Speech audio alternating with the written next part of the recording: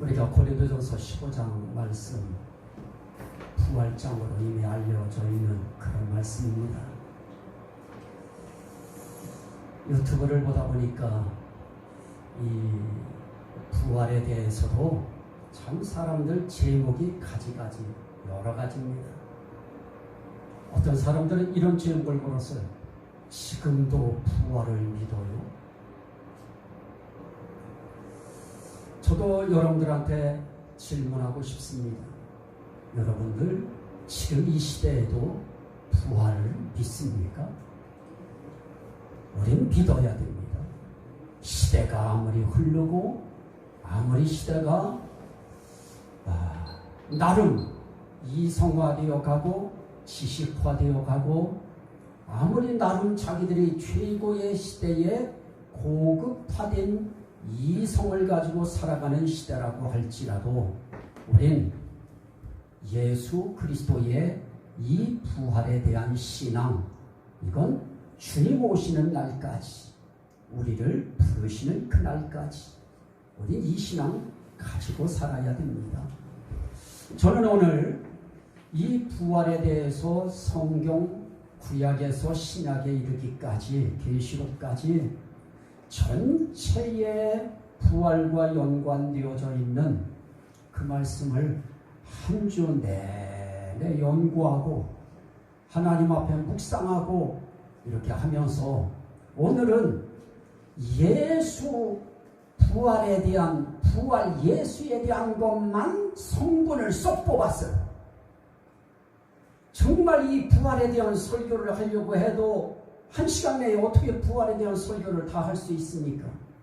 그래서 오늘은 예수 부활에 대한, 부활 예수에 대한 부분만 쏙 뽑아서 오늘은 말씀을 드리고, 다음 주에는 우리만 부활, 예수만 부활하시는 것이 아니고 우리도 부활하는데 우리의 부활은 어떤 부활인가에 대해서 말씀을 드릴 것이고, 또 하나는 정말 그러면 이 시대 속에 부활이라고 하는 구약에 그렇게 성경 여러 군데가 있는데 정말 막상 구약에서 부활에 대한 성경 귀절을 찾으려고 하니까 시편 16편에 있는 말씀 하나밖에 찾을 수 없는 이런 정말 좀 황당한 이런 어떤 부분들을 느끼면서 성경에는, 구약에도 도처에 예수의 죽으심과 부활에 대해서 얼마든지 있다고 하는 것을 저는 또 그 부분을 쭉 뽑아서 이렇게 한 3주 정도에 걸쳐서 이 부활에 대한 이 말씀을 나누려고 합니다. 자, 저는 이 부활에 대해서 제가 이 설교하는 그 어떤 핵심은 항상 정해져 있습니다. 성경은 구원을 위한 임마누엘 계획서다. 그 구원을 위한 임마누엘 계획서 가운데에 뭐가 들어가 있느냐? 예수의 부활시키시는 하나님의 사역이 들어가 있다. 그렇다면 예수의 부활, 이걸 우리는 세상적인 어떤 과학적인 입증, 나는 그런 이야기 하고 싶지 않습니다. 성경이 이야기하는 부활로도 충분한 것입니다. 성경은 부활에 대해서 어떻게 이야기하고 있느냐? 고린도전서 15장 3절 말씀에 보면 부활에 대해서 이렇게 말씀하고 있습니다.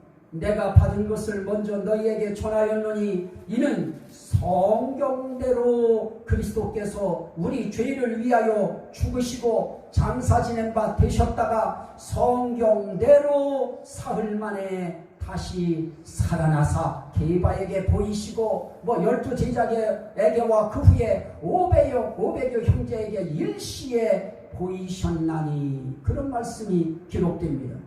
여기에 강조점은 뭐냐? 성경대로 예수께서 죽으시고 성경대로 예수께서 장사 지낸 바 되셨다가 성경대로 예수께서 다시 살아나십니다.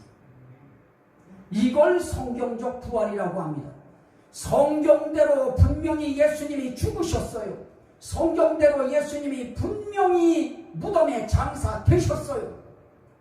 여기서 우리가 알 수 있는 것은 뭐 각가지의 학자들이 이야기하는 이야기 종합해 보면 다른 거 없습니다. 예수님은 출도했다가 살아난 것이다. 기절했다가 살아난 것이다. 그리고 예수는 무슨 환영 중에 환상 중에 죽었다가 살아나는 그런 환상 중에 나타난 사건이다. 이런 여러 가지 이야기를 합니다마는 성경은 그렇게 이야기하고 있지 않습니다. 성경대로 예수님은 죽으셨다. 죽으시고 출도했다. 아닙니다.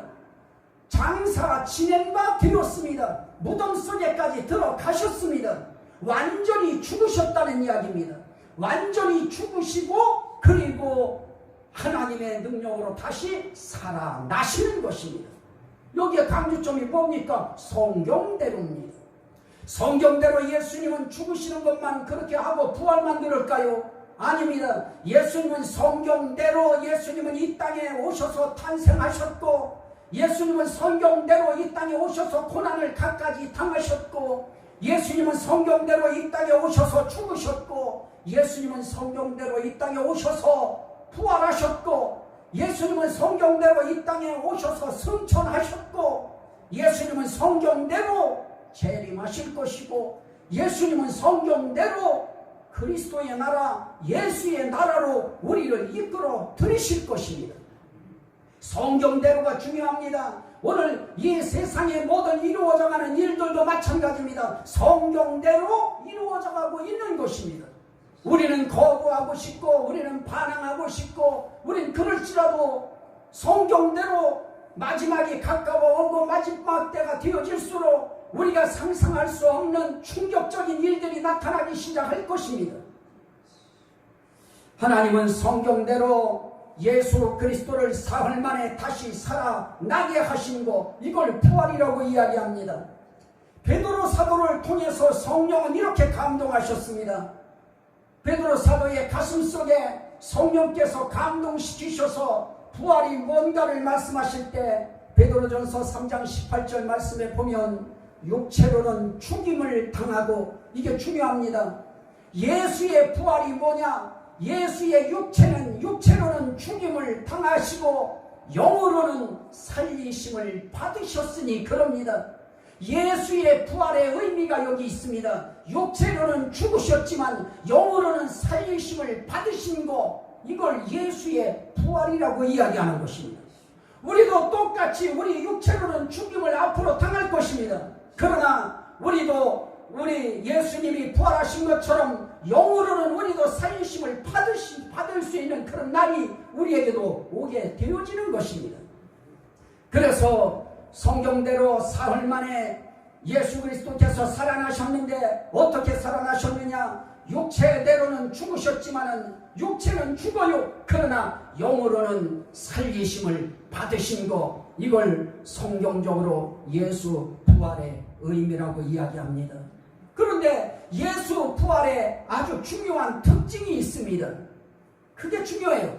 로마서 6장 9절 말씀에 보면 그리스도께서 죽은 자 가운데서 살아나셨음에 다시 죽지 아니하시고 사망이 다시 그를 주장하지 못할 줄을 알미니라. 그럽니다. 이게 예수 부활의 특징입니다. 예수님은 2번, 3번 죽었다 부활했다 죽었다 부활했다 그러시는 것이 아닙니다. 한 번 죽었다가 부활하시면 어떤 일이 생겨지느냐? 다시는 죽지 않습니다. 다시는 다시는 죽음이라고 하는 권세가 그 예수를 주장하지 못합니다. 한 번 부활하신 다음엔 사망이 옆에서 근접하지 못합니다. 얼씬거리지도 못합니다. 손도 못 댑니다. 옆에서 흔들어 보지도 못합니다. 예수님은 그 모습 그대로 그분은 살아서 영원히 계시는 것입니다. 우리의 부활도 그럴 것입니다. 우리가 부활하면 그 이후의 세계에 있어서 그 누구도 우리를 죽게 만들지 못합니다. 그 어떤 사망 권세도 우리를 흔들 수가 없는 것입니다. 그것이 우리의 부활의 특징이 되어질 것입니다. 예수의 특징입니다. 그분은 한 번 부활하신 다음에는 다시는 죽지 아니하고 다시는 사망이 그를 손댈 수 없는 것, 주장하지 못하는 것, 그걸 바울 사도는 알았습니다. 바울 사도만 아는 것이 아닙니다. 오늘 저희도 오늘 말씀을 통해서 이제 알게 됐습니다. 우린 부활을 한번 하면 그때부터는 사망이 우리를 주장할 수 있는 권세가 없어진다. 우리는 다시는 죽지 않는다. 영원히 살아서 존재한다. 우리에게 이게 얼마나 소망이고 희망입니까? 그래서 이 땅에서 사람들이 가까운 사람들과 그리운 사람들과 사랑하는 사람들과 헤어진 사람들도 있고, 그런 아픔을 겪고 슬픔을 겪은 사람들에게 있어서 부활의 소망은 그래서 굉장한 희망인 것입니다. 우리는 영원히 죽지 않는 세계가 있다. 우리는 영원히 앞으로 죽지 않는다. 이 희망이 얼마나 큰 소망입니까?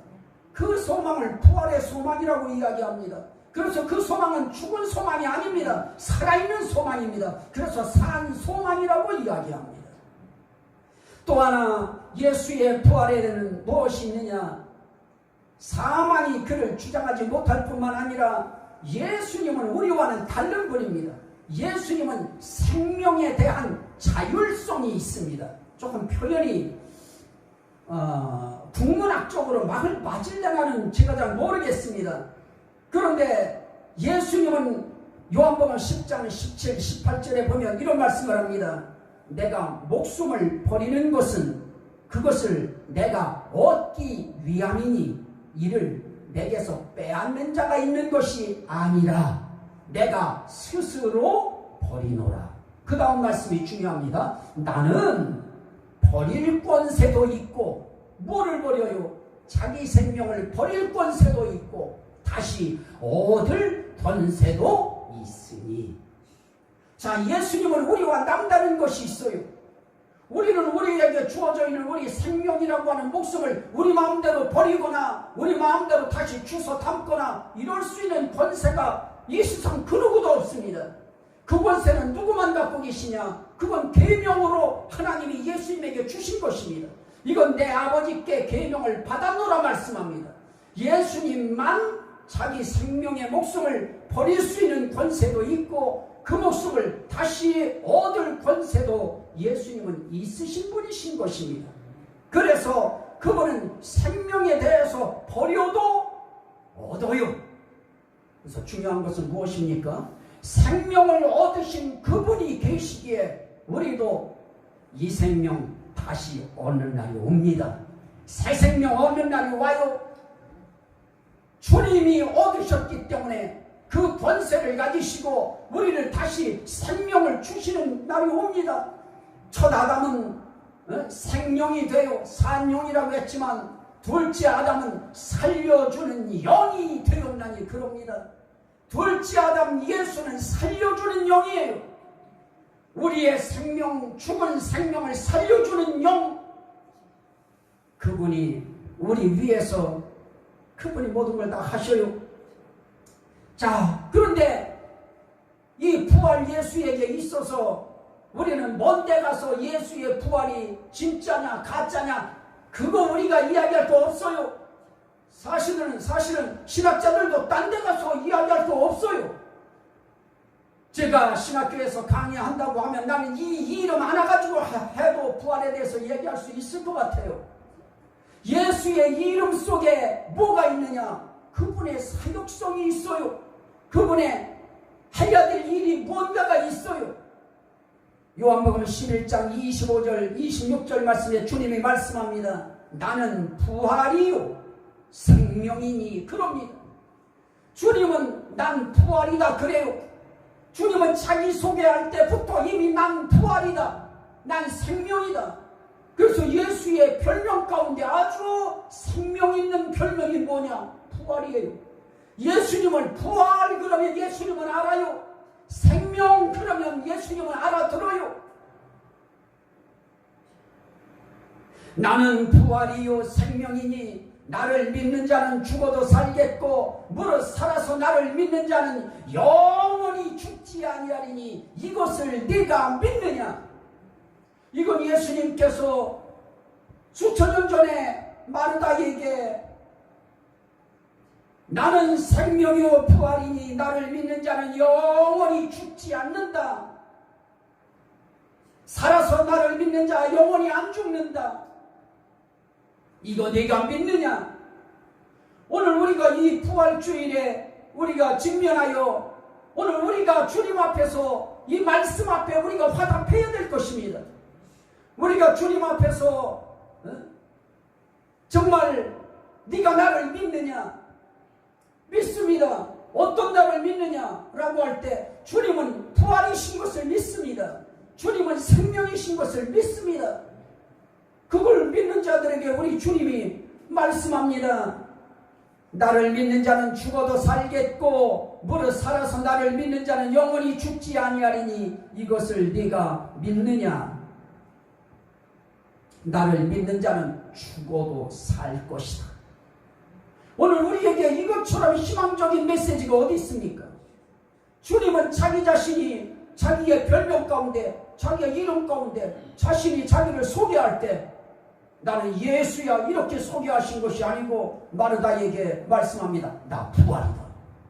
난 생명이다. 생명은 무엇입니까? 죽음과의 반대편에 있는 것입니다. 사망의 위편에 있는 것입니다.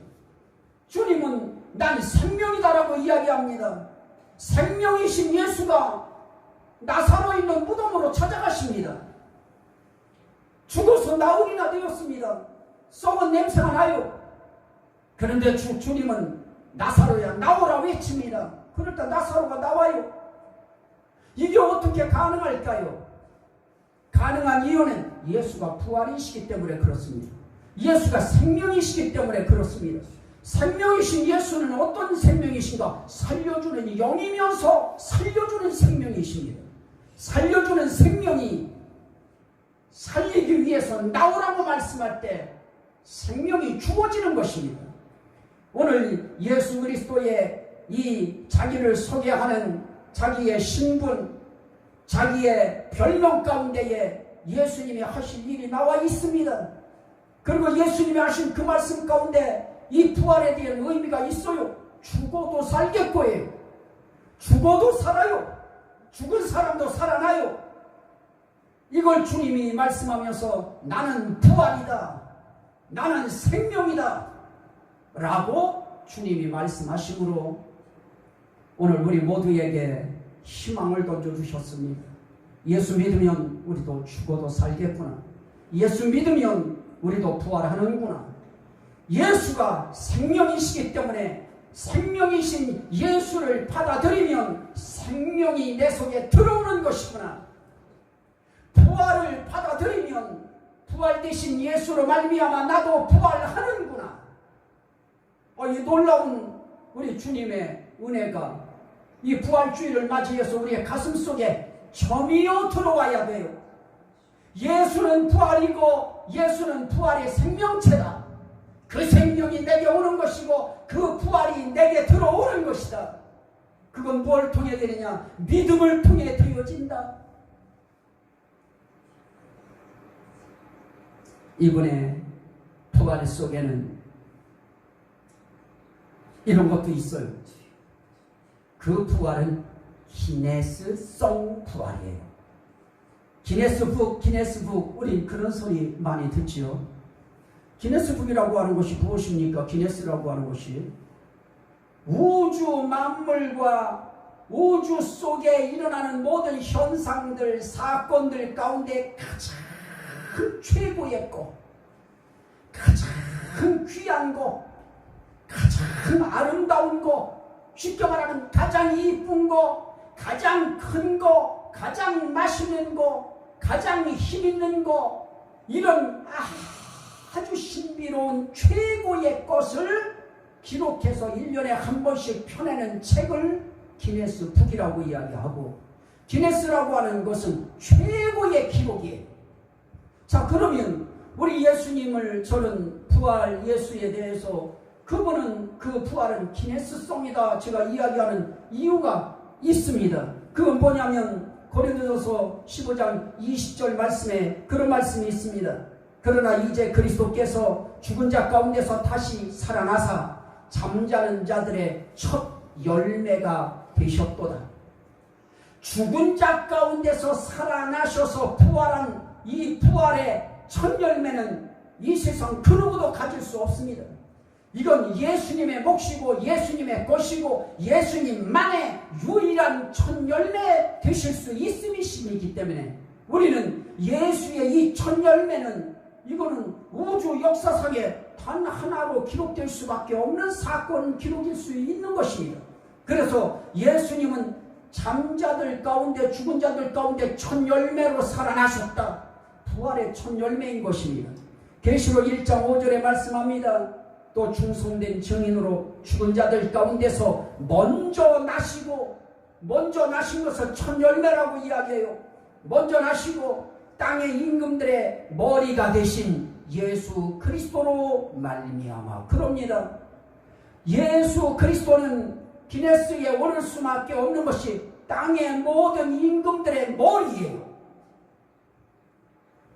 세계의 머리가 미국이라고 이야기하지만 그 미국의 머리 위에 예수 그리스도가 계신 것입니다.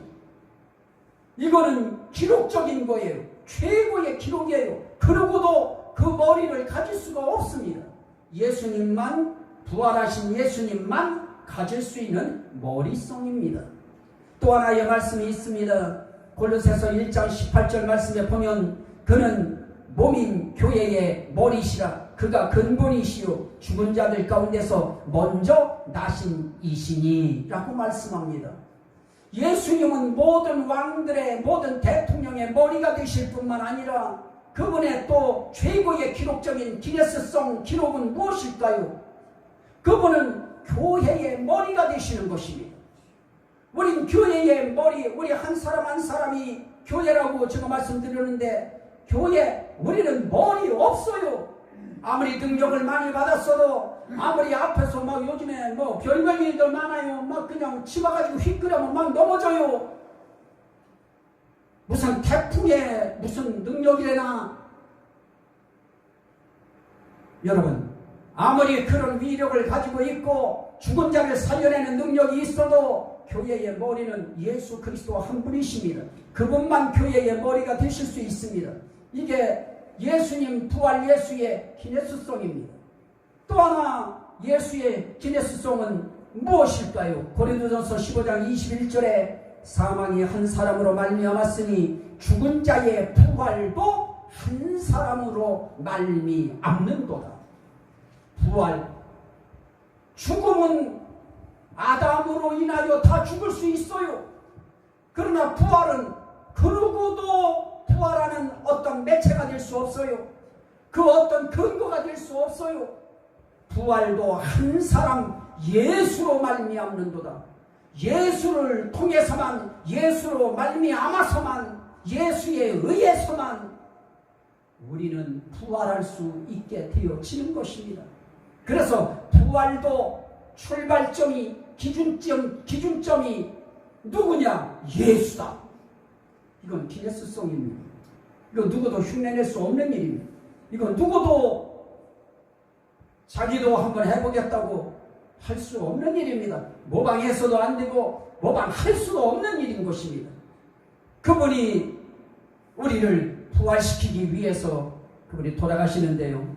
그러면 그분께서 우리의 삶의 길에 하신 일 가운데 그러면 하나님이 예수를 부활시키실 때 부활의 목적이 무엇이냐? 그 목적이 있을 것입니다. 그 목적을 저는 몇 가지로 봤는데요. 첫째는 로마서 4장 25절 말씀에 보면 예수는 우리가 범죄한 것 때문에 내줌이 되고 또한 우리를 의롭다 하시기 위하여 살아나셨느니라. 이게 중요합니다. 우리의 죄 때문에 예수님의 몸을 내줘요. 그러나 그분이 살아나신 것은 뭐 때문에 살아나셨느냐? 그분이 의롭기 위해 살아나시는 거 아닙니다. 나는 죽어야 될 이유가 없습니다. 그렇게 살아나는 분이 아닙니다. 나는 죄가 없으니 나는 죽을 자가 아닙니다 하고 살아나는 것이 아닙니다. 그분의 이 살아나심의 그 이유와 목적 가운데는 바로 그 예수 그리스도를 믿는 저와 여러분들을 의롭다 하시기 위하여. 이게 중요합니다. 오늘 우리는 도덕적으로 우리는 주님 앞에서 의로울 수 있는 사람 한 사람도 없습니다. 주님이 만들어 놓으신 최하 630여 가지의 이 율법 가운데 하나라도 걸리면 안 됩니다. 제가 설명할 때 그런 설명을 종종 합니다만은, 고기 잡을 때 이 망을 쳐서 고기 잡을 때 고기들이 그렇게 변명합니다. 어떤 고기는, 큰 고기는 나는 이 구멍이 이게 좁아가지고 여기에 잡혔다고. 구멍이 좁아서 잡혔던 그물에 그 구멍이, 어떤 거에는 정말 하다가 윗구멍이 조그만 구멍이 있는데 거기에 고기가 걸려서 거기에서 못 빠져나가는 고기도 잡힐 수밖에 없는 것입니다. 하나님의 말씀의 율법의 그물에는 구멍이 큰 그물이, 율법의 그물이 구멍이 큰 그물이 됐든, 다시 말하면 이건 진짜 죄다 하는 것이 됐든, 요것도 죄라고 거기에다가 조그맣게 명시해 놓은 그 율법의 구멍이 됐든, 어느 구멍 하나에도 우리가 걸려버리면 우리는 범죄한 자가 되어지는 것입니다. 율법을 우리는 지키지 못하는 자가 되어지는 것입니다. 그러면 우리는 불의한 죄인이 되어집니다. 의롭지 못한 자가 되어집니다. 그런데 우리 모든 사람이 다 범죄한 자가 되어버렸습니다. 한 사람이 범죄함으로 우리 모두가 다 범죄한 자가 됐습니다. 불의한 자가 됐습니다. 그런데 불의한 그들을 위하여 예수님이 부활하심으로, 다시 살아나심으로 우리가 의롭게 되어졌다고 하는 것은 뭡니까? 법원에서 우리를 딱 심판할 때 너는 무죄다 하고 선고해 주는 것입니다. 예수는 바로 저와 여러분들, 예수 믿는 저와 여러분들을 의롭게 하시기 위해서 살아나신 것입니다. 그분 자신을 위해서 살아나신 거 아니고 우리를 위하여 살아나셨습니다. 그러면 그분 자신에게는 아무 문제가 없을까요? 그분 자신에게는 관계된 것이 없을까요? 아닙니다. 로마서 14장 9절 말씀에 보면 우리가 살아도 주를 위하여 살고 죽어도 주를 위하여 죽나니 그러므로 사나 죽으나 우리가 주의 것이로다 그럽니다. 그러면서 우리가 주의 것이로다, 이를 위하여 그리스도께서 죽었다가 다시 살아나셨으니 곧 산자와 죽은 자의 주가 되려 하시니, 예수님이 죽었다가 다시 살아나신 것은 졸도했다 산 것이 아니고 완전히 죽어서 무덤에 장사되었다가 다시 살아나신 것은 왜 살아나셨느냐? 산자와 죽은 자의 주인이 되기 위하여. 그래서 여기 산자와 죽은 자는 뭐 믿는 자든 안 믿는 자든 다 똑같은 주가 된다는 말이냐? 아니, 그 말도 의미가 맞습니다. 산자나 하나님 앞에 산자나 죽은 자나 다 산자의 주인도 되시고 죽은 자의 주인도 되시는 것입니다. 그분은 모든 인생의 주인으로 당당히 서시기 위하여 살아나셔요. 그래서 부활의 의미 가운데는 부활을 통하여 우리는 어떠해야 돼요? 의롭게 될 수 없는 내가 의롭다 함을 받아서 그 의로움을 가지고 우리 주님을 나의 주인이십니다. 그렇게 고백하는 것입니다. 과거의 사람들은 그랬습니다. 자기를 위기에서 건져주고 자기는 죽을 수밖에 없고 자기는 이제 인생 끝났다고 생각할 수밖에 없었던 이런 사람들을 구해준 사람 앞에 맹세합니다. 이제부터 당신을 나의 주인으로 모시겠습니다. 오늘 우리를 위하여 부활하신 예수님 앞에 의롭다 함을 받은 저와 여러분들이 해야 될 고백도 바로 그것이고, 이제부터 주님을 나의 주인으로 모시겠습니다. 내 삶의 주인으로 모십니다. 내 마음의 주인으로 모십니다. 내 인생 각 영역의 주인으로 모십니다. 내 모든 영역의 주인으로 모셔야 되는데 우리는 어떤 거에는 주인으로 모셔요. 예배의 주인으로는 모셔요. 그러나 삶 속에서 나가 살다 보면 다른 것의 주인으로도 모셔야 되는데 우리는 안 모셔요. 주님 앞에 살아가는 오늘 우리들은 모든 삶의 각 영역에서 우리는 그분을 주인으로 모셔야 되는 것입니다. 정말 아무리 별자리라고 해도 별을 5개 달고 10개 달아도 10개 단 그 사람도 예수님을 자신의 주인으로 모셔야 됩니다. 그래서 군대 가면은 기독교인들을 약올리고 기독교인들을 정말 참 핍박하기 위해서 얘기합니다. 내가 하늘이다. 따라해라. 막 이럽니다. 자, 그 자리에서도 우리의 하늘은 하나님 예수밖에 없습니다 하고 난 당신을 하늘로 모실 수 없습니다. 이런 고백을 우리는 할 수 있어야 될 것입니다. 정말 우리가 살아가는 우리의 인생길에 정말 힘겨운 사건들이 정말 많아요. 정말 고참들이 무서워서라도 내 신앙을 중지하고 싶은 순간들도 있어요. 정말 그런 위기의 순간에 아마 유튜브를 통해서 저 설교가 누군가 하는 분 가운데 혹시 부대에 혹시 기억하는 분이 있다고 하면 한번 얼굴 한번 볼 수 있는 그런 기회가 있으면 좋겠습니다만은 그 전에 박통 시절에는 회식비를 줬어요. 그러면 그 회식비 가지고 그날 술판을 이렇게 해줘요. 수고했다고. 그러면 그것을 받아서 마실 때 건배하자고 그래요, 대장이. 그러면 건배하자고 할 때 그 술잔을 다 들어야 돼요. 그런데 그런 상황에 나보다 높은 내 위에 고참들이 있을 때 정말 무섭습니다. 그것이 끝나고 난 다음에 자기한테 돌아올 해가 어떤 것인지 대충 감을 잡고 있기 때문에 무서워요. 그래도 손 들었습니다. 나는 사이다 좀 마시겠습니다 하고 손 들었습니다. 그래서 집차 타고 소위 되시는 그분이 그거 사이다 한 병 사러 내려갔습니다. 그 깜깜한 밤에. 그리고 올라올 때까지 그 촉박한 순간이 얼마나 무서워요. 얼마나 내 마음속엔 기도가 많이 되겠어요. 하나님 살려주세요. 하나님 도와주세요.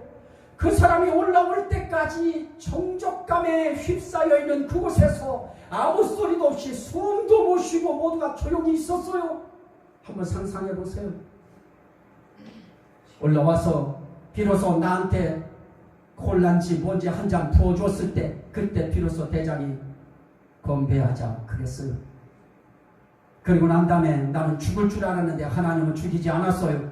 내 옆에 모든 이제 내 고참 낸다고 하는 애들이 술 좋아하는 애들이 붙어서 앞으로 네 거는 이제 내 술이다 하고 전부 다 그때부터는 나를 혼내지도 않고 때리지도 않고 기합도 안 주고 오히려 좋아했어요.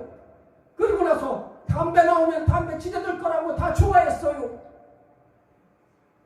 우리 신앙의 어떤 상황에서도 나의 주인은 하나님이십니다. 나의 주인은 예수십니다. 이 신앙 고백을 우리가 가지고 살아야 될 것입니다. 또 하나 목적은 무엇이 있을까요? 고린도후서 4장 14절 이하에 보니까 주 예수를 다시 살리시니가 예수와 함께 우리도 다시 살리사 너희와 함께 그 앞에 서게 하실 줄을 아노라. 이는 모든 것이 너희를 위함이니 많은 사람의 감사로 말미암아 더하여 넘쳐서 많은 사람의 감사로 말미암아 은혜가 더하고 넘쳐서 많은 사람들로 하여금 하나님께 영광을 돌리게 하려 함입니다.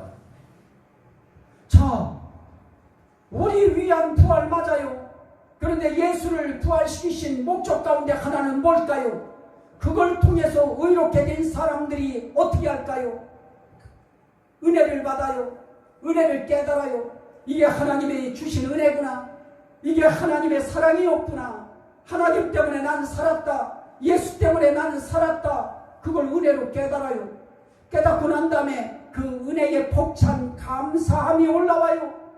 그것이 한 사람 한 사람 한 사람 한 사람에서 모든 세계에 우리 예수를 믿는 사람들의 입을 통하여 정말 그분이 살아나심으로 우리도 살아나게 됐고, 그분이 살아나심으로 우리가 의롭다함을 받았고, 그분이 살아나심으로 내 인생길에 확실한 주인을 만났다고 하는 사람들의 입에서 감사함이 나와줘요. 그 감사가 어우러지고 그 감사가 뭉쳐졌을 때 그게 무엇으로 폭발하느냐? 하나님께 대한 영광으로 폭발하는 것입니다. 감사가 뭉쳐졌을 때 그게 하나님께 영광으로 폭발되고 피어나요. 오늘 그래서 부활하실까요?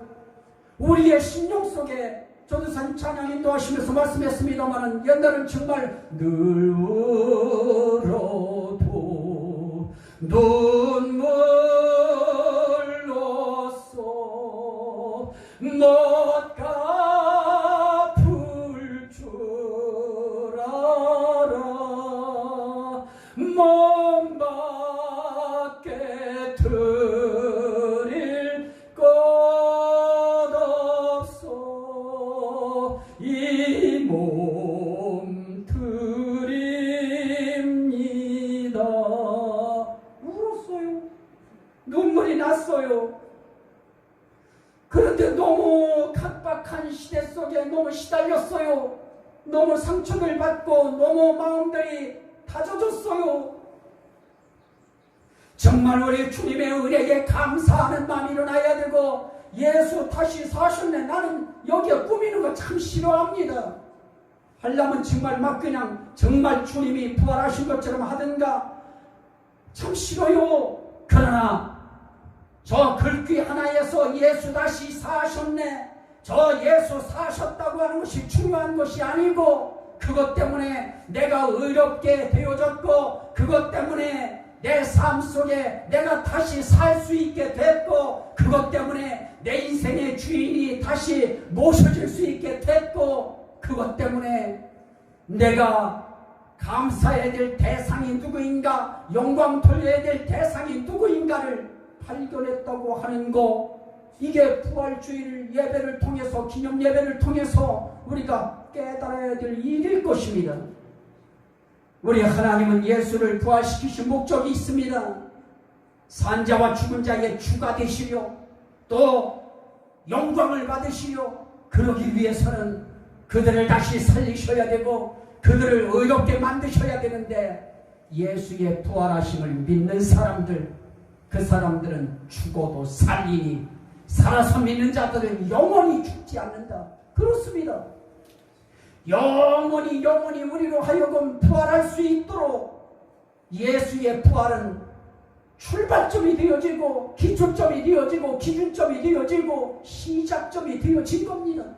그래서 그분은 부활의 첫 열매가 되셔서 우리를 다시 살리실 수 있게 되어진 것입니다. 이제 그 부분은 이제 다음 시간에 제가 말씀드릴 수 있을 것 같습니다. 오늘은 모든 거 다 빼버렸습니다. 그렇습니다. 그러면서 예수의 부활은 우리의 삶의 길에 어떤 의미가 있느냐? 예수 부활했으면 그러면 그분이 뭐 한단 말이냐?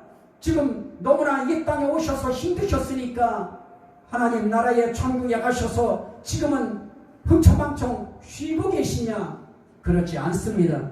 로마서 8장 34절에 의롭다 하신 이는 하나님이시니 누가 정죄하리요? 죽으실 뿐 아니라 다시 살아나신 이는 그리스도 예수시니 그는 하나님 우편에 계신 자요 우리를 위하여 간구하시는 자십니다.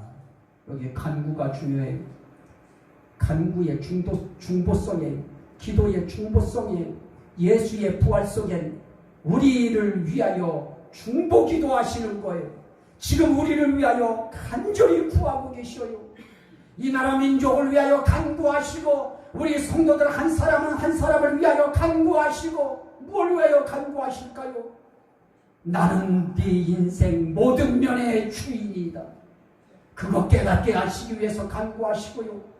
우리가 주님 앞에서 의롭다 함을 부활을 통해서 우리가 받을 수 있는 기회의 문이 열린 거, 그거 믿기를 그분은 간구하고 계시고, 그걸 깨달은 백성들의 입에서 원망하고 불평하고 이러는 것이 아니고, 정말 감사가 나와줘서 그 감사를 묶어서 하나님이 영광받기 위하시는 이 일을 위하여 우리 예수님은 지금도 간구하셔요. 그분은 우리의 인생길에 뭐 조금 아팠다 낫기를 위해서 간구하고, 조금 뭐 어려운 일 가운데서 조금 일이 풀려지는 것을 간구하고, 그분에게 있어서는 그런 일들은 가벼운 일이에요. 그거는 간구할 필요도 없어요. 그건 그냥 그가 하시면 돼요. 명령하시면 돼요.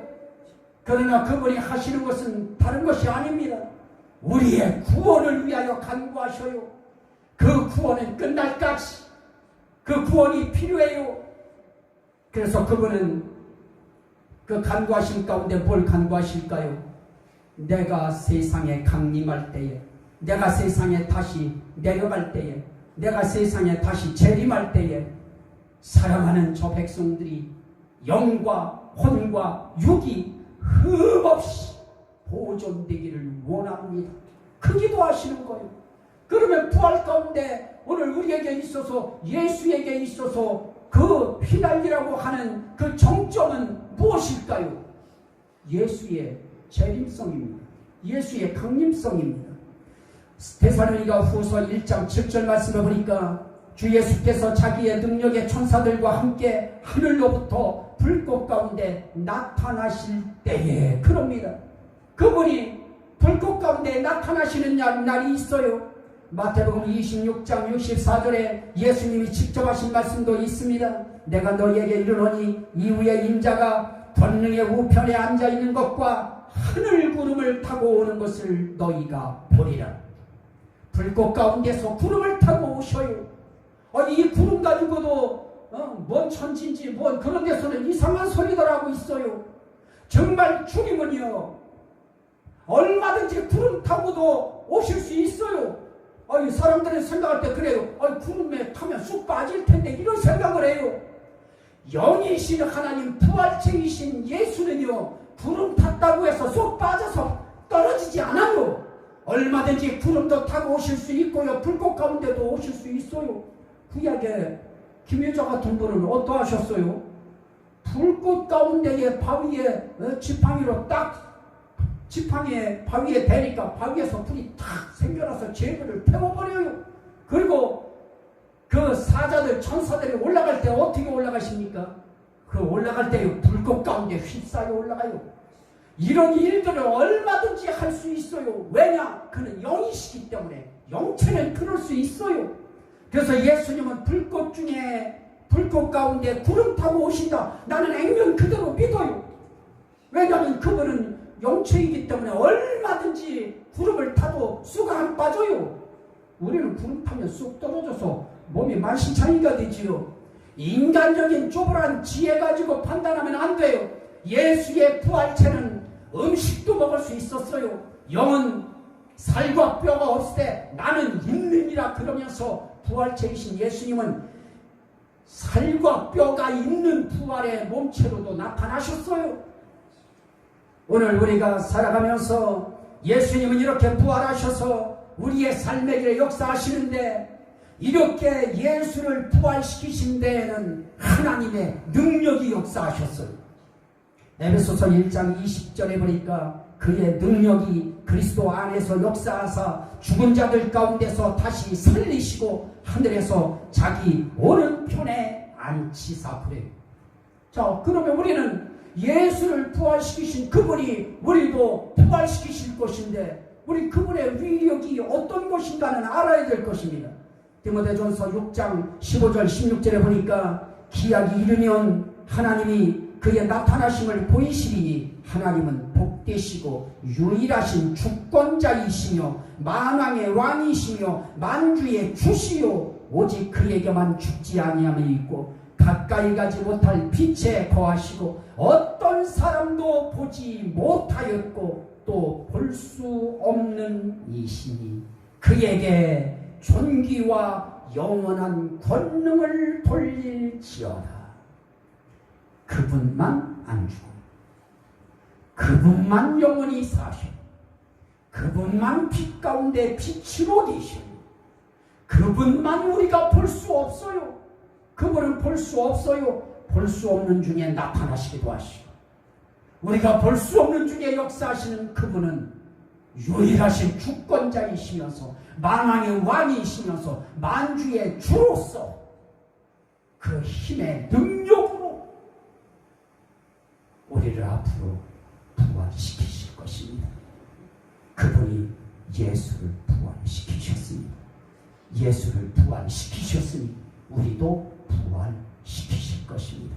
그 부활의 주를 오늘 우리가 우리의 주인으로, 우리의 왕으로, 우리의 하나님으로, 우리의 유일하신 주권자로 우리가 그렇게 그분을 섬기면서 삶 속에서 그분 때문에 정말 내가 죽어도 다시 살 수 있고 영원히 살 수 있다고 하는 이 감사한 마음이 우리의 속에서 한 번쯤은 일어나고, 그 감사한 마음이 나는 죽어도 다시 살아, 이 부활의 신앙이 우리의 삶의 길에 일어난다고 하면 오늘 부활주일 이 기념 예배는 우리 주님 앞에, 하나님 앞에 큰 영광이 될 것입니다. 이 부활의 주님을 삶 속에서 찬양하고 영광 돌리는 저와 여러분들이 되시기를 주의 이름으로 축원합니다. 아멘. 우리 같이 한번 주여 성창하고, 하나님 오늘 이 부활의 주께서 우리를 위하여 정말 역사하시고 함께 하시고 정말 도우시고 붙드셔서 우리의 삶의 길에 승리가 있게 해달라고, 정말 신앙의 승리, 삶 속의 부활의 승리가 날마다 나타나게 해달라고, 내 입에서 떨어진 감사가 다시 붙게 해달라고 주여 성찬하고 기도합니다. 주여!